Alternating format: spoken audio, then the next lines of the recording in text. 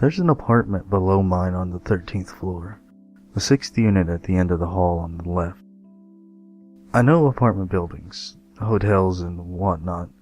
I try to avoid the truth about the 13th floor, so technically it's apartment 1406, but I'd rather stick to the truth. You see, up until 2 months ago, that place wasn't for rent for what I know. But then, a month later, I had heard someone moved in.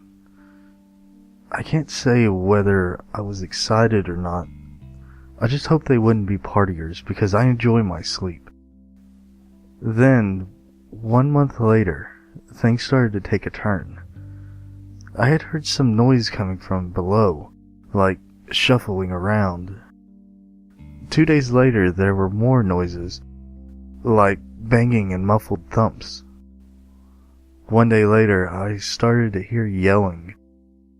I was reluctant to call the police or the owner of the building, thinking it was a one-time thing, since there hadn't been any problems since they first moved in. I was wrong. About a week had passed and no noises were coming from below, so I finally thought it was over. Wrong again. At about 3:28 in the morning, I heard a scream and loud thumping noises. Man, was I pissed. I headed out my door, and when I took the first step out the door, I heard more screaming. It sounded like a woman, but I didn't care at the moment. I just stomped off and down the hallway to the exit stairs, and when I got to the apartment, I banged as loud as I could on the door. Not 3 seconds later, on the other side of the door, someone bangs on the door back at me. I grew increasingly angry and kicked the door with my foot, hard and loud. The whole floor probably heard me, but I didn't care. The same thing happened, but this time the person banged twice. I tried negotiating with whoever was on the other side by saying, "Keep it down, or I'm calling the police." As soon as I finished my sentence, there was a scratching on the other side of the door. Then I heard the sound of a woman crying. I gave up. I'm about to leave when my bare foot steps in something wet and warm. I looked down and what I saw changed my view of horror forever. What I saw was a deep crimson-red pool of blood oozing out from underneath the door. I stood there, paralyzed in fear. It was just leaking from underneath. The sound of scratching filled my ears, but my brain failed to acknowledge it. Then I got a burst of energy and I decided to use it by charging up the exit stairs, down my hall, and back into the safety of my apartment. I didn't get any sleep that night. All I heard from downstairs are some muffled thumps. The next morning I decided to call the owner and to notify him about the night before, and that I'm calling the police.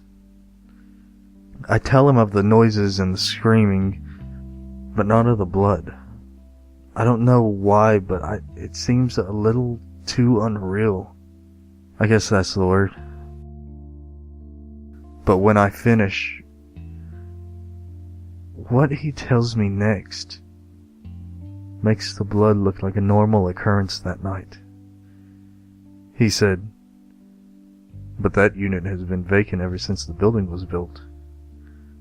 I just stood there holding the phone once again, fear gripping me and unable to move. He asks if I'm there.